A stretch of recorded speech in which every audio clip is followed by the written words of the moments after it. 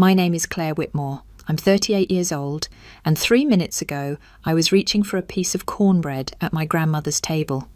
Now I'm face down on the hardwood floor, my wrists locked in handcuffs, and my brother shouting charges that sound like he's waited years to say out loud. 20 relatives freeze mid-bite, eyes wide. Then, just as I think it's over, 6 soldiers burst through the front door, but they don't salute James, they salute me. "Brigadier General Whitmore," the officer says, "we're here to extract you." And in that moment, the silence speaks louder than the accusation. I was always the quiet one, not the shy one, not the soft one, just quiet. The kind of quiet that made people uncomfortable. While the other kids played dress-up or screamed through the backyard, I sat with maps, real maps, studying troop movements from battles long past. I memorized Morse code before I learned cursive. When I was 10, I recited the NATO phonetic alphabet at Thanksgiving, and Uncle Roy thought it was a joke. My parents didn't laugh, they just exchanged glances over mashed potatoes and changed the subject. James, on the other hand, was golden. Quarterback at East Oak High, prom king, student council president. Every time he entered a room, it was like a spotlight followed him. Our mother called him our miracle, and our father took him on fishing trips that I was never invited to. I wasn't bitter, not exactly. I was just aware of where I stood in the hierarchy of love, of approval, of who got second helpings without asking, and who had to clean up the plates. At family dinners, James's stories were the main course. My silence, dessert. I became a shadow in my own house, and over time I stopped trying to step into the light. I found refuge in discipline, in order, in the idea that somewhere out there was a place where structure mattered more than smiles. A place where being different wasn't a sin, it was strategy. But there was one night, one moment, when I tried. I was 16. James had just won some regional police cadet award, and the family threw a big dinner. Balloons, a cake with a badge piped in blue icing, and all our aunts crying like he'd saved the world. I sat at the corner of the table, staring at my glass of Sprite and rehearsing in my head what I was going to say. When the moment lulled, right between my father's toast and Grandma's teary-eyed hug, I stood up. My voice trembled, but I made it loud enough to carry. "I've been accepted into the National Young Defence Scholars Programme," I said. "It's sponsored by the Department of Defence. They only take 20 students nationwide." The room went still, not the proud kind of still, just pause. My mother blinked slowly.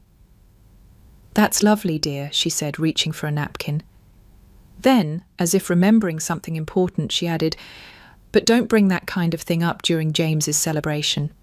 Let's not take away from his moment." I sat down. That moment branded me. It wasn't rejection with shouting or fury. It was quiet dismissal, the kind that told you your value is conditional, not just based on what you do, but on how well it fits into the narrative already written for you, and mine, clearly, didn't. After that, I stopped announcing things. When I got into the Western Tactical Academy 2 years later, I didn't tell anyone until the day I left.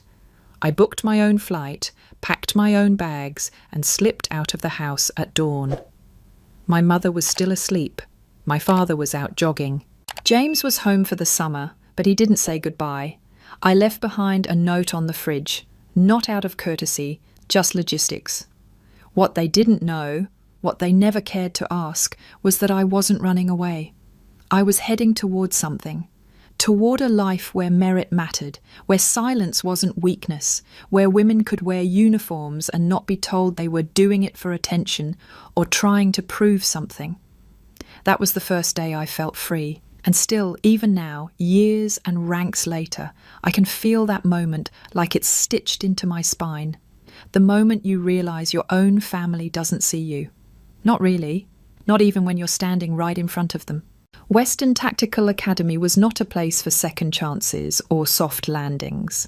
It was 5 a.m. drills, 90-pound rucksacks, and instructors who believed eye contact was a sign of weakness. The first week alone claimed a quarter of the class. Injuries, breakdowns, voluntary withdrawals. I didn't blink. I didn't falter. I didn't make friends.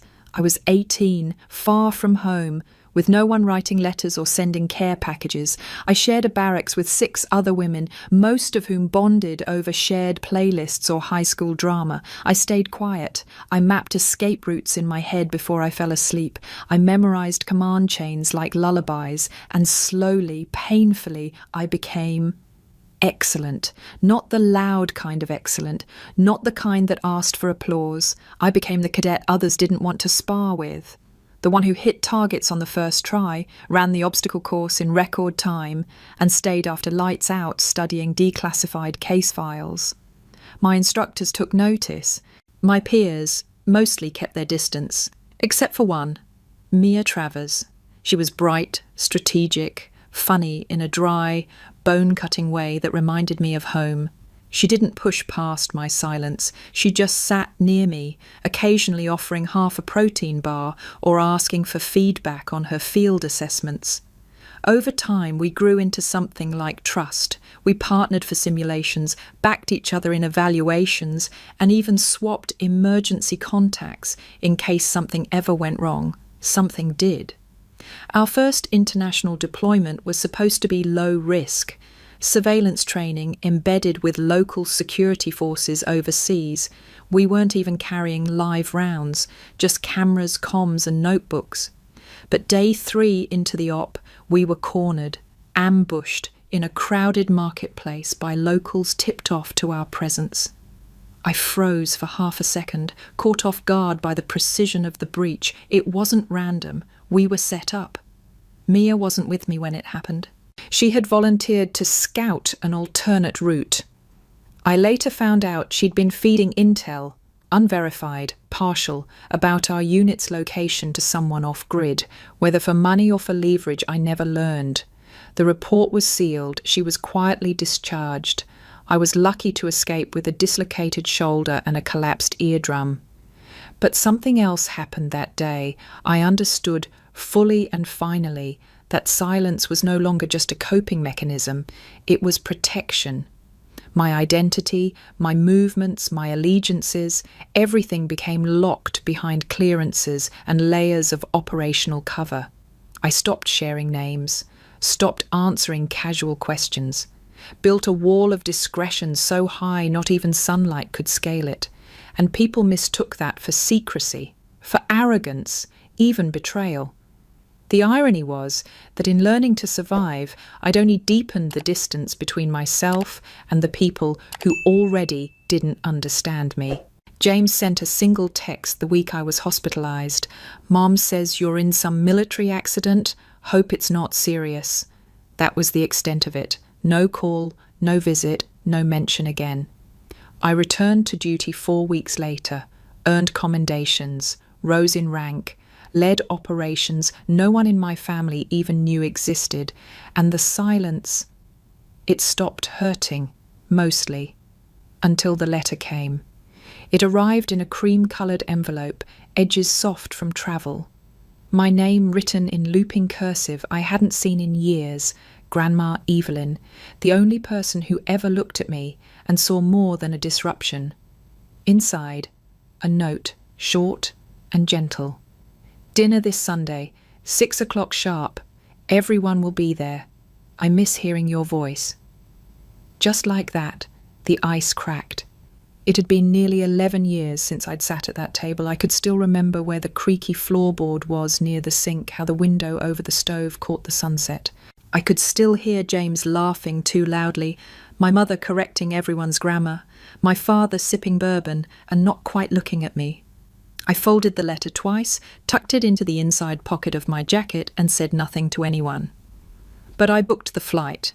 I pulled 2 days of leave, approved without question, and packed like I was heading into contested territory, not with weapons, but with calm, not with armour, but with control. I chose a black dress, no uniform, no medals, Just a pair of small pearl earrings and a promise to myself, stay silent unless spoken to. Let them see who I am without me saying a word. I didn't know what I was walking into, but I owed Grandma more than absence. The house hadn't changed. White brick, green shutters, and the same ceramic frog on the porch that had greeted me since childhood. The lawn was trimmed, the flower beds neat, everything curated to look like nothing had ever fractured. But the moment I stepped through the front door, I felt it. The shift. A pause in conversation. The weight of collective scrutiny cloaked in welcome home smiles. "Claire," my mother said too brightly, arms outstretched like she hadn't forgotten every birthday for the past 5 years. "You look well." I smiled politely. "Thanks, Mum." James stood across the room, leaning against the fireplace like a man used to being observed.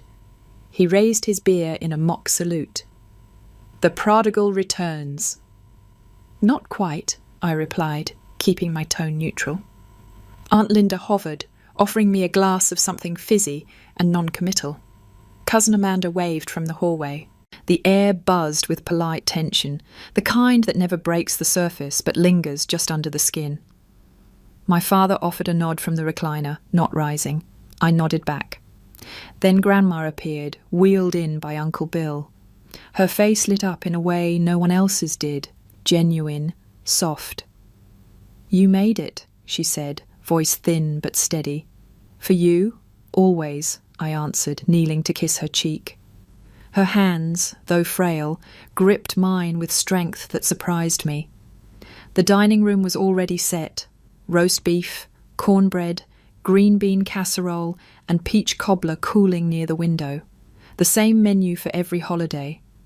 I took my place at the long table between Amanda and her teenage brother, Kyle. Kyle nudged me as I sat. "Mom says you live in DC. Is it true you work for spies?" I laughed. "No spies, mostly strategy." "Strategy's cool," he said, then returned to scrolling his phone.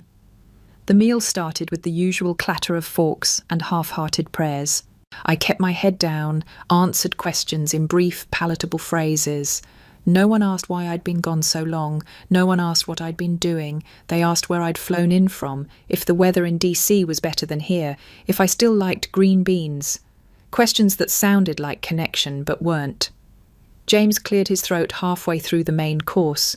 "Still doing that consulting gig, huh?" I didn't look at him. "Yep." He chuckled softly. "Funny. I looked up the firm last week. Couldn't find a thing. No website, no LinkedIn, no footprint at all. You'd think a professional would leave some kind of mark." My fork paused mid-air, but I didn't take the bait. "Some clients prefer discretion." Amanda glanced between us, sensing something under the surface. My mother dabbed at her lips, not meeting my eye. My father suddenly became very interested in his wine glass. James leaned back, smirking. "Or maybe it's easier to say you have a job when no one can check." That one landed, a slow, deep twist just below my ribcage. I smiled anyway, the kind of smile that feels like pressing on a bruise. "You always were the curious one." "Someone has to be," he said, raising his glass. "Family deserves the truth." Before I could respond, Kyle piped up. "Hey, is it true you got kicked out of the army?" Silence snapped into place like a trap. I turned to him slowly. "What?" He shrugged, eyes wide with teenage innocence. "James said you got dishonorably discharged or something. Said that's why no one hears from you." All eyes turned to James. He sipped his drink, unconcerned. The twist wasn't the accusation. It was the ease with which it slipped from my cousin's mouth. Casual, like gossip. Like it didn't matter if it was true because the idea of me being a failure was easier to digest than the truth they never asked for. I placed my napkin gently beside my plate and folded my hands in my lap. "No, Kyle, I wasn't discharged. I've been serving continuously since I enlisted." The boy blinked. Amanda's fork froze. My mother stiffened. "James?" He smirked wider. "Funny," he said. because you sure don't act like someone with anything to be proud of." The silence stretched for a breath too long, a crack in the table's composure. Then James stood, slow and deliberate, like a man rising in court to present Exhibit A. "You know," he said, voice casual but clipped, "I didn't just Google you, Claire. I went further. Had to, for peace of mind." I stared at him, my pulse steady, but my knuckles whitening beneath the tablecloth. He reached into his blazer pocket and pulled out a manila folder, thin, unmarked, and somehow more threatening than any weapon I'd ever faced down range. "Since our dear sister never seems to have answers," James continued, eyes sweeping the table for moral support, "I thought I'd bring a few of my own." He opened the folder and began sliding glossy prints across the table like playing cards. One by one, they made their way down the line, photos of me entering buildings, speaking to men in suits, carrying unmarked cases. My family leaned in, lips pursed, eyebrows furrowing. "Grainy, I know," James said, "but it's hard to photograph a ghost." I didn't move, didn't blink. "These were taken by a PI. Cost a bit, but worth every penny, especially when he dug up no formal employment records, no public military affiliation, no property under your name. It's like you don't exist, Claire, like you're just pretending." My mother's mouth opened slightly. My father glanced at the photos and then down at his plate. Amanda shifted in her seat. Even Kyle had stopped scrolling his phone. "I'm not pretending," I said softly. James's jaw flexed. "Then prove it." "I don't have to." "You don't want to," he snapped. "Because you can't. Because everything you are is smoke and mirrors." Still, I didn't rise, didn't counterattack. I had learned long ago that some fights are lost the second you stand up. But then he said it. "You made Mom ashamed." The words didn't shout, they landed, sharp, clean, final. "She used to cry about you, said you were cold, distant, said you made her feel like a bad mother." Something inside me splintered. He leaned forward, voice lower now. "You walked out of this house like we meant nothing, like you were better than us, and you've been hiding ever since." I looked at my mother, whose eyes didn't lift, at my father, who gripped his fork like it anchored him, at every cousin, aunt, and uncle who once knew me as the quiet girl at the edge of family photos. Not one person said a word. Then James did the unthinkable. He pulled a badge from his back pocket and set it next to the folder. "As a sworn officer of Greenville County," he said, "I'm placing you under arrest for impersonating a federal officer and theft of government property." I felt the words hit the air like gunfire. No one moved. The cuffs came out next, standard issue, metal gleaming under chandelier light. He took a step toward me, eyes alight with certainty. "This isn't personal," he said. "It's justice." And I stood, not because I was afraid, but because I refused to give him the drama he clearly craved. I didn't flinch. I didn't yell. I turned and offered my wrists like they didn't belong to me. The cuffs clicked into place. Around me, chairs scraped back. A gasp came from Aunt Linda. Grandma's oxygen machine hissed in the background, but the loudest sound was the silence, the kind that follows betrayal.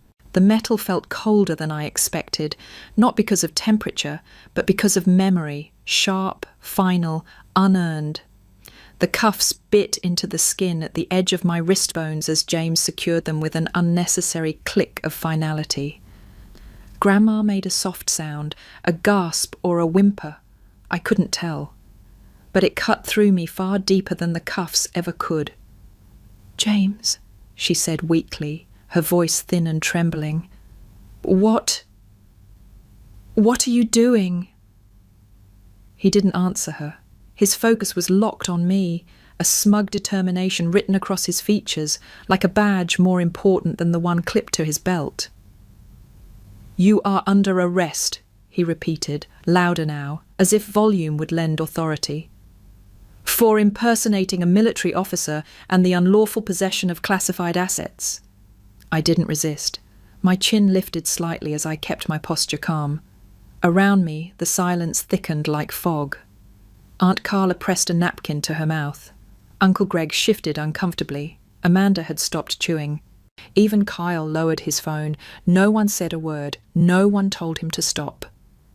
I kept my eyes steady, focused not on the accusation, but on the echoes of every moment before it, of every ignored award, every shrugged-off accomplishment, every look of, "That's not how we do things in this family." James gripped my elbow, ready to pull me from the room, and I let him, for a beat.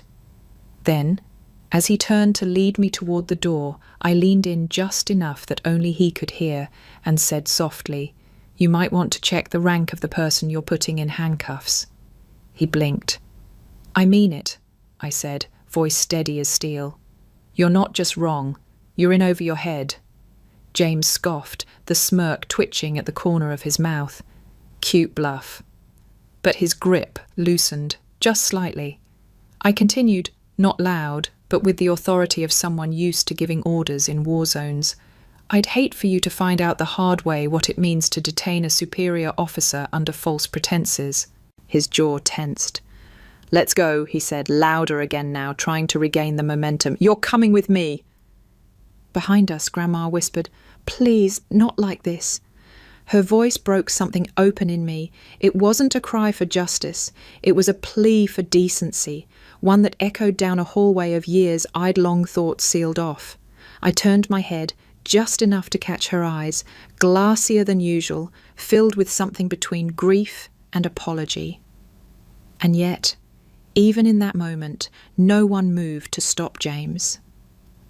The man who once sat across from me at Sunday breakfast, who used to leave me the last waffle when we were kids, had decided that making an example of me was more important than being my brother.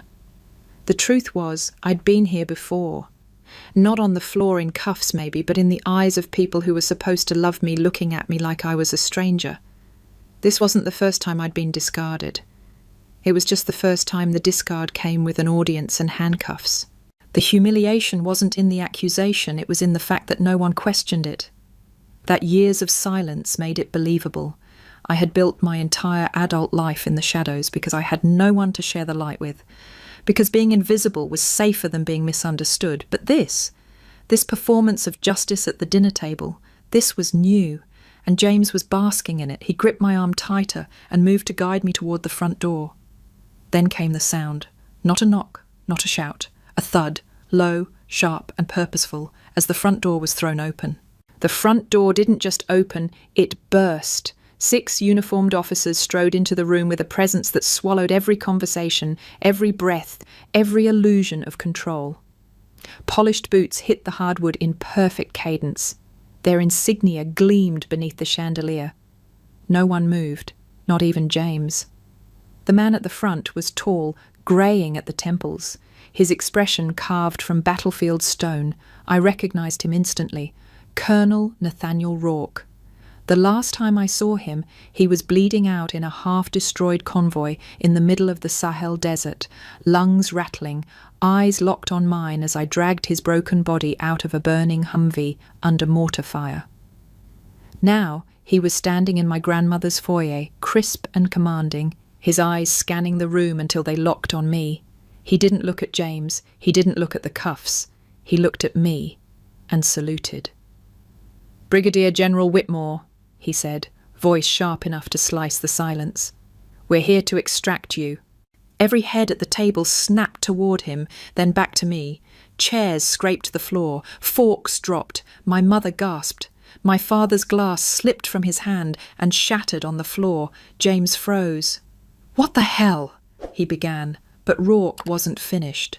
"Stand down," he commanded, addressing James without looking at him. James blinked. "I'm sorry, who the hell are you?" Colonel Rourke stepped forward, the other officers fanning out behind him like storm clouds on the horizon. "I am Colonel Nathaniel Rourke, United States Army Intelligence Division, attached to Joint Special Operations Command, and you, Officer Whitmore, have made a grievous error." James stepped back instinctively, his hand still on my elbow. "This woman is my sister," he snapped. "She's impersonating..." She is a decorated officer of the United States Armed Forces with active clearance above your entire department combined. Rourke cut in, voice low and lethal. She has served in 4 active war zones, led 2 classified intelligence task forces, and is the recipient of 3 Defense Superior Service medals. She outranks you in every sense imaginable. James looked like he'd been slapped. What? Rourke's eyes narrowed. You just placed a brigadier general under unlawful arrest, in front of civilian witnesses, during an ongoing classified operation. Aunt Linda gasped. Amanda whispered something to Kyle, who now looked like he might throw up. James stumbled back, the badge on his belt, suddenly looking very small. I didn't know, he said hoarsely. She never told anyone. She never said... You didn't ask, I said quietly. The cuffs were removed by a young lieutenant with swift, practiced hands. I rubbed my wrists slowly, letting the red marks show. James looked at me like he was seeing a ghost or a stranger. You let me do this, he said, stunned. You could have stopped it. I warned you, I said. You didn't listen. Colonel Rourke stepped forward again. You may not understand what you've jeopardized tonight, Officer Whitmore, but you will. There will be an investigation. James opened his mouth, closed it. His eyes darted to our mother, who was now crying softly into a linen napkin. Our father stared at the shattered glass on the floor, unmoving. Grandma Evelyn, still seated, spoke for the first time since the soldiers arrived. Is it true, Claire? She asked, her voice barely more than a whisper. You've really been serving all this time? I turned toward her and nodded. Yes, Grandma. Every single day. She closed her eyes, lips trembling. Then she whispered, I always knew you were something special. I'm so sorry. It was the only apology I would ever need. As the officers moved to escort me out, Rourke turned to me and spoke under his breath. You didn't have to come here, you know. You could have ignored that letter. I know, I said. Then why did you? I looked at Grandma. Because she's the only one who never asked me to be someone else. Colonel Rourke didn't move from the centre of the room. He stood with the stillness of a man used to being listened to, commanding every molecule of attention without raising his voice.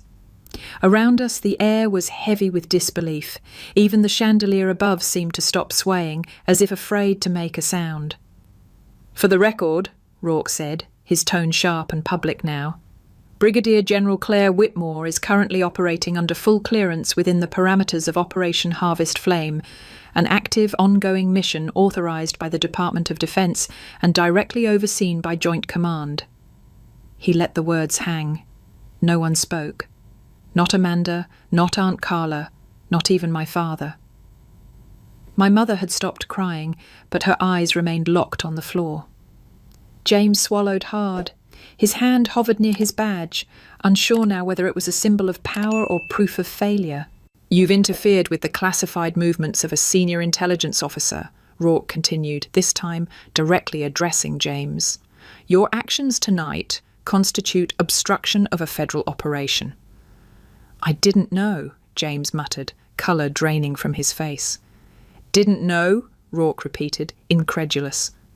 Didn't know because you didn't bother to follow proper channels, confirm identity through military liaison, or here's a wild thought, not handcuff someone without probable cause. She doesn't even have a LinkedIn profile, James snapped, suddenly defensive, the edge of his voice bordering on desperate. There was a beat of stunned silence.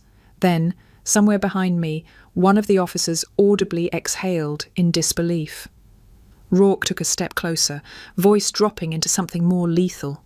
You stalked your sister, collected unauthorized surveillance, and publicly accused a decorated officer in front of civilians. Do you have any idea what that means? James faltered. I was trying to protect my family. By compromising national security? Rourke snapped. You tailed an intelligence officer with active field responsibility. Do you have even a basic understanding of what could have happened? The twist didn't come from his tone. It came from the document he pulled from his own coat. He unfolded it slowly, deliberately. Due to your interference, he said, 2 embedded assets were prematurely extracted from position. One agent was compromised in the process, the other is currently missing. A wave of horror washed through the room. Kyle's phone slipped from his hand. My mother gasped. My father finally looked up, his face ash white. James's mouth opened, but no sound came. "This isn't about pride," Rourke continued. "This is about lives, about teams who rely on invisibility, on precise timing, on not being betrayed by someone's amateur witch hunt dressed up as brotherly concern." "I didn't know," James whispered again, weaker this time. "That excuse won't hold up in court," Rourke said flatly. I didn't speak. I didn't need to. Every accusation I could have thrown had already been obliterated by facts. And still, I watched James try to process it all, the rank he had ignored, the mission he had endangered, the sister he had humiliated, thinking it would make him a hero. Rourke turned to me. "General, do you wish to press charges at this time?" I took a long breath. My hands were steady now, the ache from the cuffs fading, replaced by something deeper, clarity. "Not yet," I said, meeting James's eyes. "Not until he understands the cost." Rourke nodded once. "Understood." Then he faced James again. "But know this. There will be consequences. The chain of command does not tolerate reckless interference, no matter the badge you carry." James didn't respond. His world had narrowed to a pinpoint, a black hole where certainty used to live. Behind him, Grandma reached out and touched the edge of the table for balance. "James," she said softly, "what have you done?" He didn't answer, and for the first time I saw it, the flicker of realization in his eyes. Not just shame, not just fear, something colder, the truth. James's composure cracked, splintered not by Colonel Rourke's scathing reprimand, but by the weight of what he had actually done. He looked around the room, eyes wild, seeking a lifeline among faces that now looked uncertain, some ashamed, others confused. "I didn't mean to cause harm," he said, voice strained. I thought she was hiding something dangerous." "You were right," I said coldly, "but it wasn't what you thought. It was the kind of danger that doesn't come from secrets, but from truth you refuse to accept." James turned to our parents. "Mom, Dad, I was trying to protect you. I didn't want someone using our family name for something fake. I was doing what any good son would." My mother didn't speak. Her hands were clasped so tightly in her lap they looked bloodless. My father's mouth opened, then closed. "Protecting them," I said, my voice soft but slicing, "or protecting the image of yourself you think they need?" James's expression shifted. "What's that supposed to mean?" "You weren't looking for the truth," I said. "You were looking for confirmation. You wanted to prove that I was less, because if I was less, then you could keep being the favourite, the one who made them proud, the golden boy." "That's not true," he snapped. "It is," I replied, calm now. "You didn't search for evidence because you cared. You searched because you wanted to control the story. You couldn't stand the fact that maybe, just maybe, I didn't need their praise to matter." His face twisted. "You walked away from all of us. You didn't even say goodbye." "Because I knew goodbye wouldn't mean anything to people who never said hello." That line landed, hard. Aunt Linda sucked in a breath. Amanda blinked rapidly. Even Kyle sat up straighter. James stepped forward as if proximity could save face. "This isn't about me." "It's always been about you," I said. "Every family photo, every dinner, every conversation, you were the standard." I was the silence. "You could have said something." "No," I said, shaking my head. "I tried." "You don't remember, but I tried. You just didn't like the version of me that didn't fit your narrative." Then came the twist. From the far end of the table, a chair scraped back. Uncle Mason, our father's cousin, a Vietnam vet with 3 Purple Hearts and a permanent limp, stood slowly, his hand gripping the table for balance. "I remember when James graduated the academy," he said, voice gravelly but strong. "I told your dad, that boy's going to carry this family's legacy. I believed it." James straightened slightly, searching for an ally. "But today..." Mason's eyes moved to me. "Today I saw a woman sit still while being humiliated. A woman stand taller than her uniform, a woman who didn't need to raise her voice to be heard. He pointed a thick finger at James. You embarrassed yourself, boy, not because you were wrong, but because you needed her to fail. Then he turned back to me. Claire, I don't say this lightly, but I've worn that flag across seas and back, and I've never been prouder to know someone serving under it. James staggered back a step. The room cracked open. Energy shifted. Years of unspoken judgment shifted weight. Aunt Linda whispered, God, Claire. Amanda looked down, ashamed. Even my father blinked slowly, like his lens had finally come into focus. James's mouth worked for a defense. You don't understand. She was always the weird one, always in her room with maps and code books, never smiling, always making things complicated. That wasn't weird, I said. That was dedication. That was lonely. It was necessary. He shook his head, eyes glistening now. Why didn't you ever just ask to be part of us? I did, I said. You just never heard me. The walls of Fort Wexler's secure briefing wing were steel grey, windowless, and indifferent to emotion. It was the kind of place where sentiment didn't exist, where decisions were made in bullet points and trust was measured in blood, not promises. I sat at the head of the table, uniform crisp, ribbons in perfect alignment. Across from me sat James Whitmore, no badge, no belt, no authority. Just a pale grey suit that looked too big on his shoulders. He was smaller now, not just physically, but existentially. The air between us was thick with history, but none of it mattered here. This wasn't about childhood. This was about consequences. I slid the file across the table without a word. He hesitated before opening it. Inside, surveillance logs, audio transcriptions, timestamps, and payment records. Every detail of the private investigator he'd hired to follow me, every location he'd staked out, every time I was photographed leaving federal buildings, every call monitored, every shadow he tried to crawl into. James flipped through the pages, face slack with horror. You tapped Grandma's phone, I said flatly. Installed a listening device into her landline, just so you could trace my contact schedule. His mouth parted. I didn't. You did, I interrupted. And it's all in that report. You knew she was the only one I kept in touch with. And you used her to triangulate my movement. You used her. I wasn't trying to hurt her, he said quickly. I just needed to know if you were telling the truth. You could have asked me. I couldn't trust you. No, I said. You didn't want to. He looked down. You have no idea what it's like to feel like the one being lied to.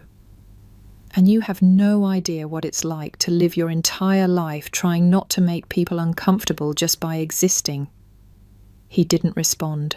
I opened the second folder, this one smaller, labelled with a single word, damage. Your interference compromised 2 field operatives, I said. One of them made it back, the other didn't. He had a family, James, a wife, 2 daughters. His hands trembled. You didn't just stalk your sister, I said. You disrupted a federal operation. You got someone killed. He looked up, and for a moment he was the brother I remembered, wide-eyed, desperate, grasping at meaning. But that brother was a memory, not a man. I didn't mean for any of that to happen, he said. I thought I was doing the right thing, I finished for him, protecting the family, saving face. He swallowed hard. I was wrong. Yes, I said. You were. Silence fell. Not the heavy, judgmental silence of our childhood dinners. This was military silence, absolute, procedural, the kind that precedes consequence. There will be a formal inquiry, I said. Your badge has already been suspended. The Justice Department will determine the charges. James looked down again, ashamed. And James, I added, don't expect me to intervene. This isn't personal, it's protocol. He nodded slowly. I understand. No, I said, you don't. Not yet, but you will. For a moment we just sat there. Not as siblings, not even as adversaries. just as two people with nothing left to say that could fix what had been broken. Then I stood, meeting adjourned. Meeting. James didn't move when I stood. He didn't flinch, didn't argue, didn't even blink. For a long moment he simply sat there, motionless, hands folded over the damning file like it might vanish if he wished hard enough. Then he cracked. It started small. A tremble in the corner of his mouth, a stutter in his breathing. Then the tears came, slow, silent, unfamiliar. Not the kind of weeping born of tragedy, but something more primal. A confession long buried, erupting without permission. I was jealous, he said, barely above a whisper. I didn't sit back down. He looked up at me, eyes glassy. I thought I hated you, for being cold, for being distant, but I didn't. I hated that I didn't understand you, that no one did. And then when Grandma kept writing to you after you left, I started wondering, why not me? He wiped at his face with the cuff of his sleeve, embarrassed by his own collapse. She stopped writing me. Did you know that? After you left, she barely called. Didn't send birthday cards anymore, just silence. I stood still, arms at my sides, unmoved. I used to wonder what I did wrong, he said. I thought maybe she blamed me for pushing you away. Maybe she liked you better. Maybe you were the one she wanted to keep. You didn't do anything wrong, I said calmly. She just finally saw the difference. He blinked. What difference? That I didn't need her approval to be loyal. You only loved her when she loved you back. His expression cracked again. I didn't mean to ruin your life, Claire, he whispered. I just wanted to be seen. I walked slowly around the table and stood beside him, not to comfort, but to clarify. You wanted to be seen, I said, but you didn't want anyone else to be seen more clearly than you. He looked at me, devastated. I was a ghost in our house, I continued. For 18 years I swallowed my thoughts, minimized my wins, and made myself small enough to fit inside your shadow. And when I finally left, you didn't miss me. You missed the version of yourself that looked better when I wasn't around. His jaw clenched. I didn't realize. No, I cut in. You didn't. Because you never had to. He opened his mouth, but the door opened first. 2 military escorts stepped in, uniformed, stoic. One stood behind James, the other by the door. He looked at them, then at me. Are you really going to let them take me? This isn't about what I'll let, I said. It's about what you did. You had choices. You made them. But we're family. I tilted my head, slowly. Then you should have remembered that before you tried to destroy mine. The officers gave him a moment. James rose, shakily. His eyes were red now, not from anger, but from the realization that no apology, no explanation would return what he had broken. As he passed me, he paused. I didn't think it would go this far. It always goes this far, I said. When men like you believe silence equals weakness. He lowered his gaze and let the officers guide him from the room. The door closed behind them with a soft but final click. I stood alone for a few seconds. Then I turned my back to the door, and I didn't look back. The barracks were quiet that night. The kind of quiet that settled into your chest, heavy and absolute. I sat on the edge of my cot, boots still on, uniform jacket folded neatly on the chair beside me. The only light in the room came from the small desk lamp, casting long shadows against the metal lockers. I hadn't cried in years. Not when I got my first deployment, not when we lost Marcus during the raid in Kunar province, not even when I got promoted to Brigadier General in a room full of men who couldn't meet my eye. But tonight, the silence felt sharper, and the weight of everything, the dinner, the accusations, the handcuffs, James's face as he was led away, settled like armour I could no longer remove. Then the phone rang, not my official comm, not my encrypted military line, but the old personal cell I kept tucked in the bottom drawer, the one with only 6 numbers saved in it. I stared at the screen. Grandma. I hesitated, thumb hovering over the green icon like it was a trigger. Then I answered, Hello? There was a pause, a breath, then Claire. Her voice was softer than usual, but steady, familiar in a way that made my throat tighten. I wasn't sure you'd pick up, she said. I almost didn't, I admitted. I wouldn't blame you if you hadn't. There was another pause, then she said it. I just wanted to tell you something, and I need you to hear it, not as your grandmother, but as the only person in that room who truly saw you. I waited. You are the greatest thing this family has ever produced, she said. The words hit me like wind through cracked armour, sudden, cold, real. Not James, she continued, not your father, not the whole parade of Whitmore men who drank bourbon and chased approval and never once stopped to wonder what kind of silence they left behind. You. I closed my eyes. I should have said it sooner, she added. Years ago, when you came to me with maps and questions about courage and sacrifice. When you disappeared and all I had left was a note on the fridge. When your mother told me not to encourage your phases and I didn't push back. I swallowed hard, but said nothing. I was a coward, she said quietly, and I'm sorry. A tear slipped down my cheek, uninvited, unwelcome, but real. I watched them freeze you out, she went on, and I said nothing. I watched them praise James like a messiah and let you disappear like you were never there. I let the silence grow between us, and I hate myself for that. I wiped my face with the back of my hand.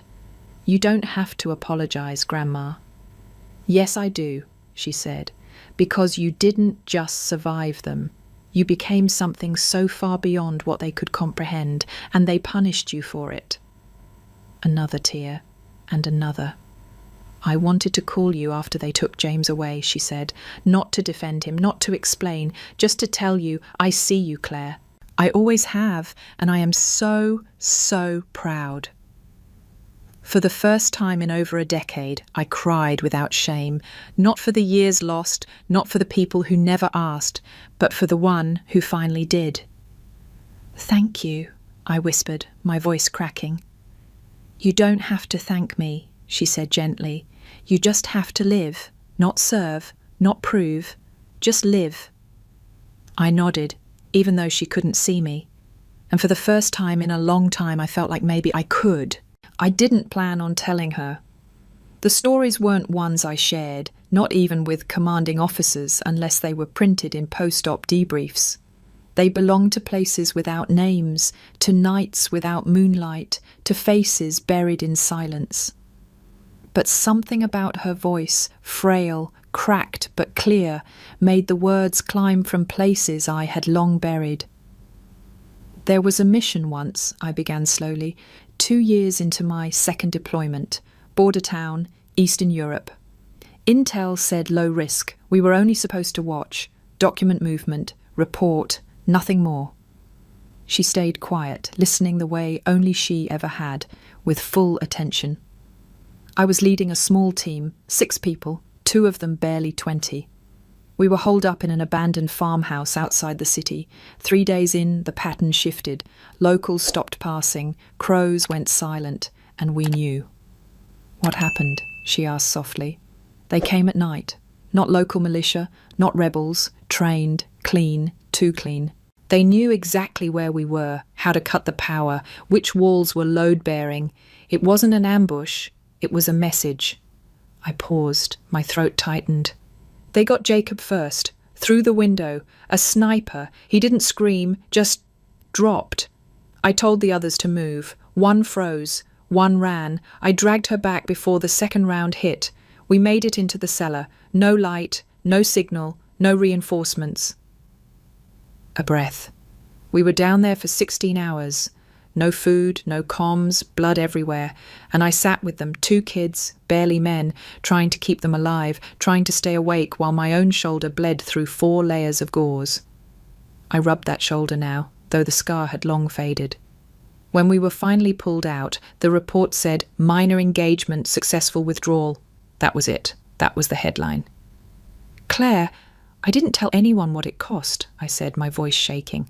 Didn't tell them what I saw when I closed my eyes, what I smelled in that dark, what I whispered to keep those boys from giving up, because it didn't matter. It mattered, she said. I smiled faintly. Not in the way they wanted, not in medals or write-ups, not in the kind of stories people pass around at reunions. She was quiet, waiting. I chose silence, Grandma, I said. Not because I was ashamed or afraid, but because I thought, if I stayed silent, maybe it would hold the shape of something sacred. Maybe if I didn't speak, they'd still believe, still wonder, still hope. And if you had spoken, they would have doubted, questioned, dismantled it, like they always did. She exhaled a slow breath. So you carried the weight so they wouldn't shatter the truth, I nodded. I kept it because I thought it was the only way to stay connected. If they couldn't understand my life, at least they couldn't rewrite it. Silence again, but this time not empty, full. You know, she said after a while, they always said you were too quiet, that you didn't fight hard enough for your place. I know. But I see now, she continued, that your silence wasn't absence, it was armor and strength. That kind of strength terrifies people. I blinked away another tear. She sighed. I should have told them, should have spoken for you when you couldn't. I thought maybe you didn't need it, that you were better off away from all this, but I was wrong. You weren't, I whispered. You did what you could. You were the only one who never turned away. She didn't respond with words this time, just a soft sob, not loud, not broken, just enough. And then I joined her, 2 women, 2 generations, crying not for loss, but for recognition finally spoken aloud, in silence, together. The offer came wrapped in ceremony, delivered by a 3-star general, with a handshake, a sealed envelope, and a speech about unparalleled service and strategic brilliance. The words echoed in the marble hallways of the Pentagon like a formal blessing. The next step, a bigger office, a 4th star. But I didn't open the envelope, not right away. Instead, I took the long route back to my quarters, the one that passed through the training grounds at Fort Hawthorne, where fresh recruits were halfway through obstacle drills, boots muddy, lungs on fire, hearts still learning how to carry both pride and fear. I watched them for a moment, one struggling to scale the wall, another shouting encouragement from below. No rank yet, no ribbons, just raw will. And I remembered what it was like to be unseen, to climb without anyone noticing, to earn everything in silence. Later that night, I returned to my desk. I stared at the envelope, still sealed, then placed it in the top drawer without opening it. The next morning, I made my decision. When the Defence Secretary's office called to congratulate me, I thanked them for the nomination, then declined. They were stunned. "May we ask why, General?" the aide said, confused but respectful. "Because I know where I'm needed," I replied. I was reassigned to instructor duty at Fort Hawthorne within the week. Not glamorous, not public, but foundational. And that's what I wanted. I didn't need a bigger title. I needed a longer impact. Every day, I walked the field with cadets, some nervous, some cocky, some barely holding it together. But in all of them, I saw versions of who I used to be, uncertain, quiet, too easy to overlook. Those were the ones I focused on. I pulled them aside after drills, asked about their stories, gave them silence without pressure, praise without pretense, discipline without humiliation. Slowly, they began to rise. Not because they got louder, but because they got stronger. My legacy wasn't going to be a building with my name on it or a plaque on a wall. It would be the voices I helped strengthen. The invisible weight I taught them how to carry with grace. One evening, after lights out, I sat in my office and pulled out a blank sheet of stationery, cream-coloured, the kind that smelled faintly of lavender and paper memories. I wrote, "Dear Grandma, you told me to live, so I am. Not on a podium, not in front of cameras, but here, on muddy fields, beside trembling hands, inside the first spark of belief when someone realises they're capable of more." I didn't take the promotion, not because I wasn't proud, but because I knew the mission I'm called to doesn't require another star. It requires presence, patience, and the kind of listening you taught me when I was 8 and you sat through my 15-minute speech on NATO logistics like it was a bedtime story. They don't talk about us, the quiet ones, in family stories. But I've learned something. Silence can still echo if what we build is strong enough to carry. I hope I'm building well. With all my heart, Claire, I folded the letter carefully, placed it in an envelope, and wrote her name in the same looping script she used to sign birthday cards. And for the first time in my life, I felt like I wasn't writing to explain, I was writing to share, writing to... The classroom smelled like fresh paint, rubber mats, and anxious potential.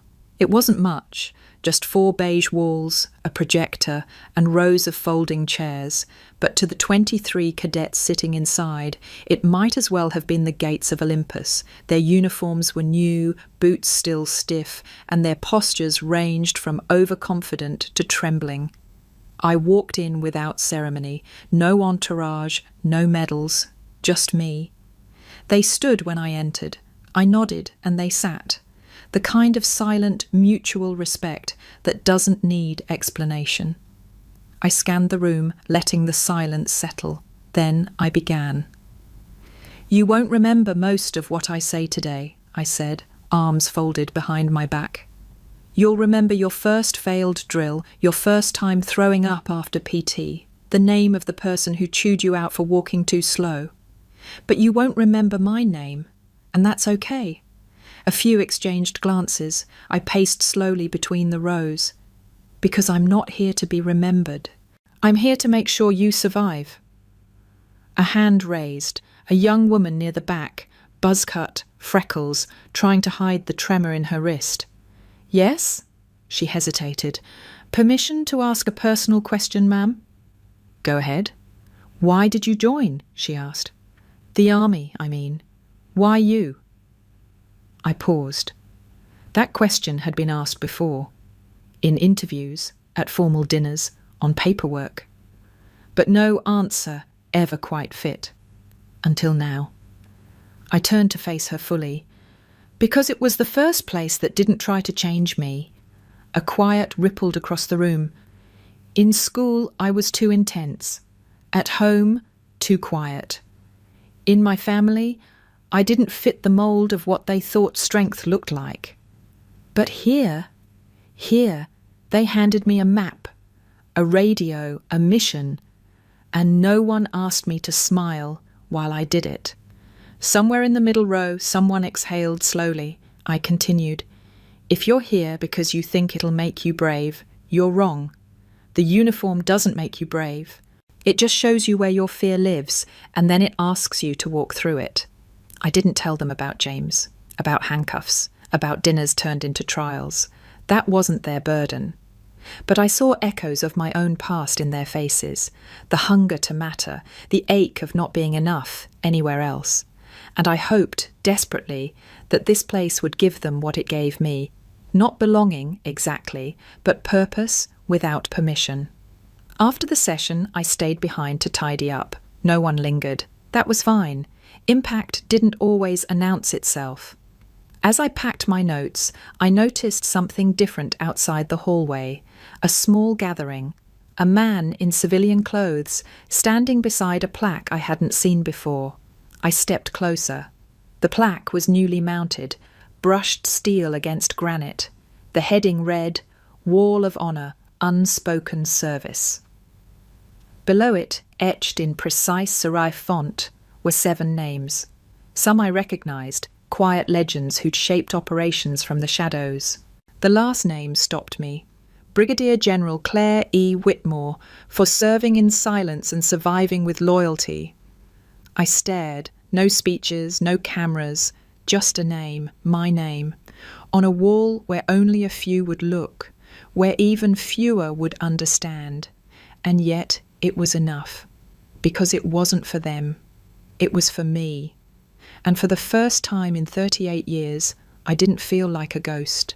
I felt real, I felt seen, and as I stood there, alone but never again lonely, I let a small smile break across my face.